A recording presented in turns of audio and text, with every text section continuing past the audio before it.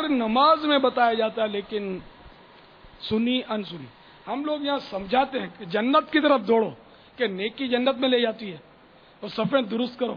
تو یوں وہ بیچ میں کھڑے ہو کر جسے ان کی نظر وہ میلوں تک نہ دیکھ لیتی ہو کونے کھانچے، تو یوں یوں کرتے ہیں. ارے بھائی اب بڑھو گے تو پتہ چلے گا اندر جگہ ہے. تو بھی ایک تعداد ہے جو بالکل ٹس سے مس نہیں ہوتی. ان کو کتنا ہی مطلب ہے کہ وہ ابھارو، لالچ دو، ثواب کی ان کو ہرس دلاؤ، یہ نہیں مانتے. جمعے کو آپ دیکھتے رہتے ہوں گے تماشے، مانتے ہی نہیں. کچھ مانتے، کچھ نہیں مانتے. بھائی وہ پیچھے 3 4 5 صفحے ختم کر دو، آخری تو سب سے آخری صفحے وہ بھی ختم نہیں کرتے. کیا علاج کرے؟ وہ لگتا ہے وہ یہ سمجھتے ہیں کہ ہم کو نہیں کہہ رہے. ہاں وہ ادھر ادھر دیکھتے ہیں بیچارے گھبرا کے کہ کس کو کہا جا رہا ہے. بہت یعنی کہ وہ ہرس نہیں ہے. ہمیں ثواب کی ہرس جو ہے نا وہ ماری گئی. نوٹوں کی ہرس غالب آ چکی ہے، دولت کی ہرس غالب آ چکی ہے. اس کے لیے ہر قربانی دینے کے لیے تیار ہیں. اور واقعی جو صفوں کا گیپ بند کرنے کے لیے بڑھتا ہے وہ جنت کی طرف وہ پیش قدمی کر رہا ہے. جو صفوں کا خلا بند کرے اس کے لیے مغفرت کی بشارتیں، لیکن نہیں مانتے، نہیں بڑھتے آگے. صحیح کہہ رہا بابا. لوگ پیسہ کمانے کے لیے گلی محلے علاقے شہر ملک تک چھوڑ دیتے ہیں، لیکن یہاں پر کوئی چند قدم چل کے اپنی پچھلی صف کو چھوڑ کر آگے بڑھنے کے لیے تیار نہیں ہوتا. بہار شریعت میں سے کچھ روایتیں آپ کو پیش کرتا ہوں. بہار شریعت جلد اول صفحہ نمبر 579.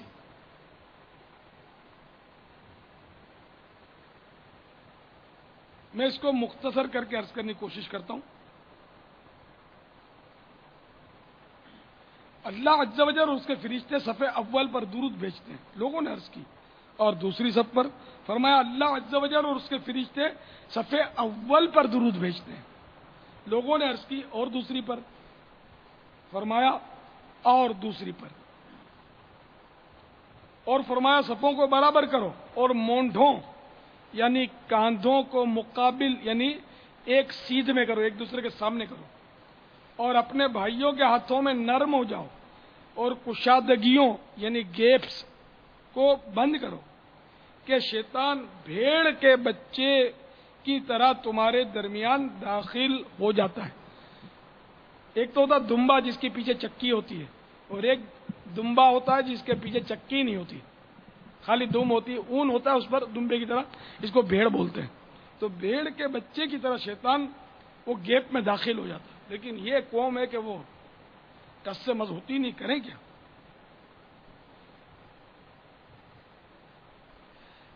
رسول اللہ صلی اللہ تعالی علیہ وآلہ وسلم ہماری صفیں تیر کی طرح سیدھی کرتے. نعمان بشیر رضی اللہ تعالیٰ عنہ فرما رہے ہیں تیر کی طرح سیدھی کرتے، یہاں تک کہ خیال فرمایا کہ اب ہم سمجھ لیے. پھر ایک دن تشریف لائے اور کھڑے ہوئے اور قریب تھا کہ تکبیر کہیں کہ ایک شخص کا سینہ سب سے نکلا دیکھا. فرمایا اے اللہ کے بندو، صفیں برابر کرو یا تمہارے اندر اللہ تعالی اختلاف ڈال دے گا.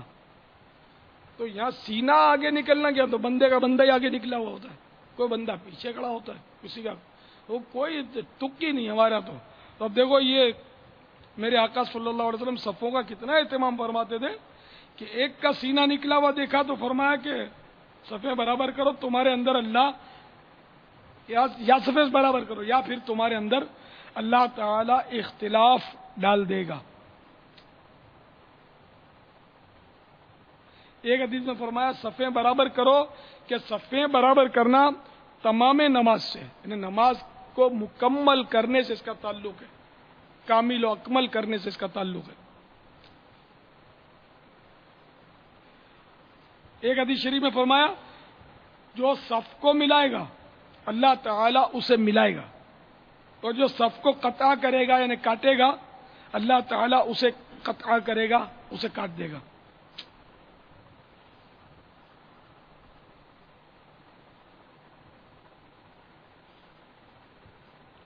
اللہ عز و جل اور اس کے فرشتے ان لوگوں پر درود بھیجتے ہیں جو صفیں ملاتے ہیں. ام المومنین عائشہ صدیقہ رضی اللہ تعالیٰ عنہ سے راوی کے فرماتے ہیں جو کشادگی یعنی گیپ کو بند کرے اللہ تعالیٰ اس کا درجہ بلند کرے گا. اور طبرانی کی روایت میں اتنا اور بھی ہے کہ اس کے لیے جنت میں اللہ تعالیٰ اس کے بدلے ایک گھر بنائے گا. صف میں جو گیپ پورا کرتا ہے، بند کر دیتا ہے، اللہ تعالیٰ اس کے لیے جنت میں گھر بنائے گا. لیکن ہماری ہرس پیدا ہی نہیں ہوتی ہم کو کہ ہم جنت میں گھر حاصل کریں. جس کے لیے جنت میں گھر بنے گا یقینی طور پر اس کا ایمان بھی تو محفوظ ہو گیا نا، جب کہ گھر بنے گا.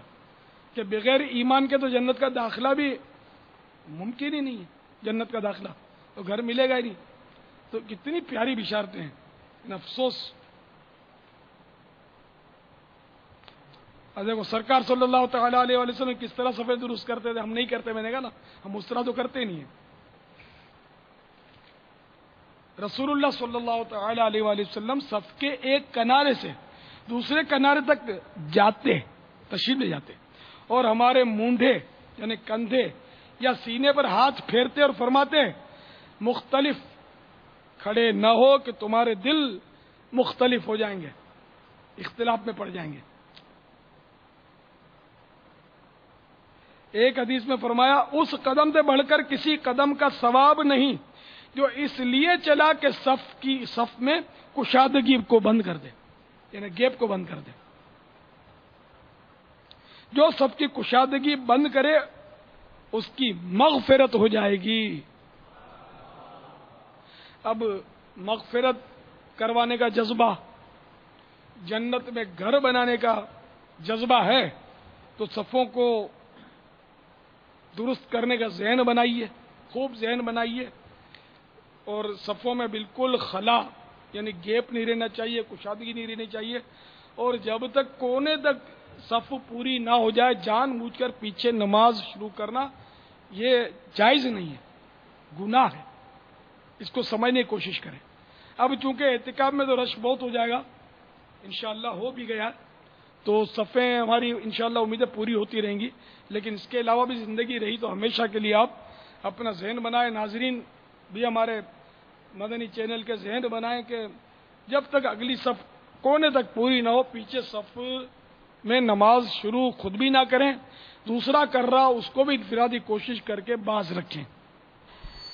بابا آپ کو اس کا تھوڑا بہت ہوگا تجربہ کہ جب جیسے آپ نے کہا کندھے سے کندھا مس ٹچ کیا ہوا رکھنا جیسے واجب ہے، اب جب ہم کسی سے کندھا ملانے کے لیے اس کے قریب جاتے ہیں تو وہ 2 قدم ادھر ہٹ جاتا ہے، سرک جاتا ہے. تو سر وہ سمجھتا ہے کہ اس کو تھوڑی جگہ چاہیے. یہاں اوپر بھی جو اسلامی بھائی آتے ہیں نا تو اس میں ہر اسلامی بھائی مستقل تو نہیں ہوتا، بدل کے بعض آ جاتے ہیں، مہمان آ جاتے ہیں سے خاص، تو ان کا تجربہ ہے میرا تو یوں کرو تو وہ یوں ہٹتا ہے، پھر یوں کرو تو یوں ہٹتا ہے، مسئلہ کھڑا ہو جاتا ہے. تو پھر اب مجبور ہے اس کو دیوار سے لگا اور کیا، جب دیوار سے آگے بڑھے گا کیسے، یا پھر سمجھانا پڑتا ہے. میں تو کوشش کر کے سمجھا دیتا ہوں کہ بھائی دونوں ملا کر رکھ لیں اپنے کو. اگر اس کی ایڑیاں آگے پیچھے ہو جاتی ہیں یہ کیا کریں، اپنی بھی ایڑیاں آگے پیچھے ہو جاتی ہیں. لیکن یہ کہ ایڑیاں جب آگے پیچھے ہو جائے نا تو جیسے توجہ جائے نا تو دوران نماز بھی اس کو درست کیا جا سکتا ہے. آپ کو جب بتایا جاتا ہے نا کہ کالی پٹی کے اگلے سرے پر ایڑی رکھیں تو اگلے سرے پر آپ ایڑی رکھیں. اگر بالفرض نماز میں آگے پیچھے ہو گئی تو فوراً آپ درست کر لیا کریں، ایڑیاں اپنی سرکا لیا کریں. ورنہ تو یہ کہ جو جس کو دھکا لگا وہ تھوڑا یوں پیچھے ہٹ گیا تو وہ پیچھے بڑھے گا، اب تو بھائی وہ یہاں کیل کٹ گیا مجھے ہٹنا نہیں ہے، تو پھر صفے تو بالکل عجیب تماشا بن جائیں گے. تو اس لیے وہ سرک کر کھسک کر آپ صف درست کر لیا کریں. اور اب یہ چونکہ 1000 کے آس پاس معتکف تو 30 دن کے لیے تھے ہی یہاں پہلے سے، تو پھر بھی مسجد چونکہ ہماری بہت بڑی ہے آسانیاں تھیں. اب تھوڑا آزمائش کے دن آ گئے، یہ 10 دن، اب شاید ہزاروں اور آ جائیں. تو اس صورت میں جو سمجھدار ہوں گے نا، گناہوں سے بچنے کا جن کا ذہن ہوگا، فضیلت پانے کی